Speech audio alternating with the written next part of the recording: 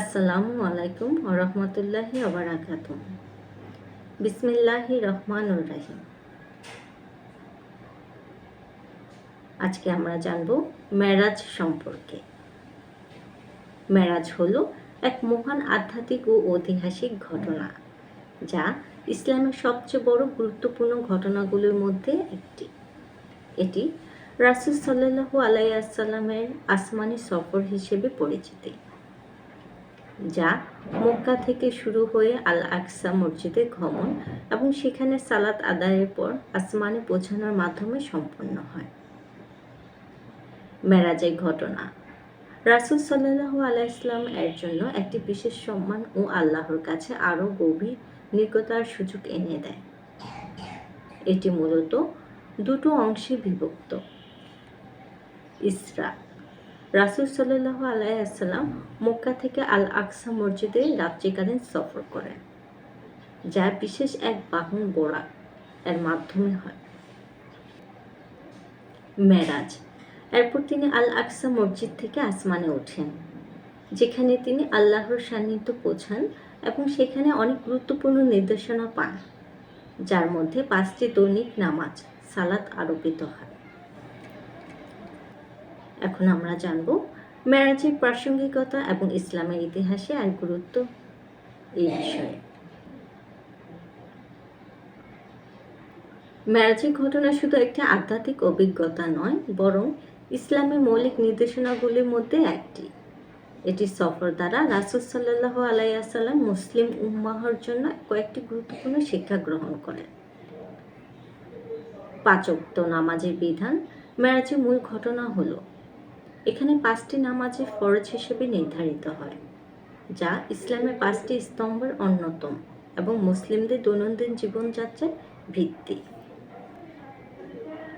মেরাজের মাধ্যমে রাসূল সাল্লাল্লাহু আলাইহি ওয়াসাল্লাম আল্লাহর সাথে সরাসরি সাক্ষাৎ করেন।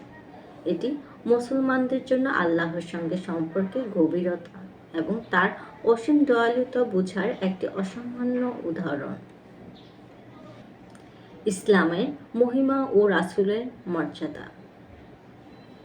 মেরাজের ঘটনা রাসূল সাল্লাল্লাহু আলাইহি ওয়াসাল্লামের এর ব্যক্তিত্বের উচ্চতর মর্যাদাকে তুলে ধরে। এটি প্রমাণ করে যে তিনি শুধু একজন প্রেরিত নেতা ছিলেন না, বরং আধ্যাত্মিক অঙ্গনে এক বিশেষ স্থান অধিকারী।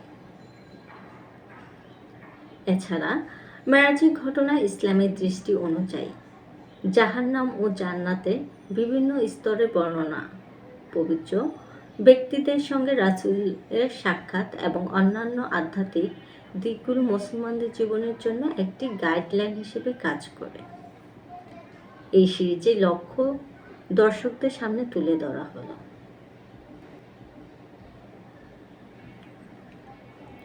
এই সিরিজের মূল উদ্দেশ্য হলো মেরাজের ঘটনা এবং এর প্রাসঙ্গিকতা সম্পর্কে একটি সুস্পষ্ট এবং গভীর বোধ সৃষ্টি করা।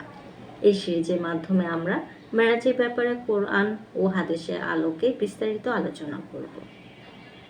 মেরাজের বিভিন্ন দিক, যেমন রাসূল সাল্লাল্লাহু আলাইহি ওয়াসাল্লামের অনুভূতি, আল্লাহর কাছে তার মহিমা এবং মানব জাতির জন্য এক শিক্ষা তুলে ধরব। মেরাজের আধ্যাত্মিক ও নৈতিক শিক্ষা নিয়ে বিভিন্ন উদাহরণ ও ঘটনা শেয়ার করব, যা আপনার দৈনন্দিন জীবনে প্রযোজ্য হতে পারে।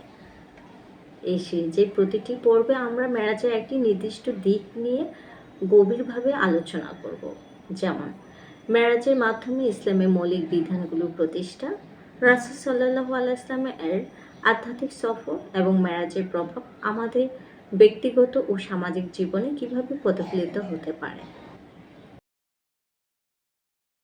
এই সিরিজে প্রথম পর্বে মেরাজের ভূমিকা ও প্রাসঙ্গিকতা সম্পর্কে একটি প্রাথমিক ধারণা প্রদান করা হয়েছে।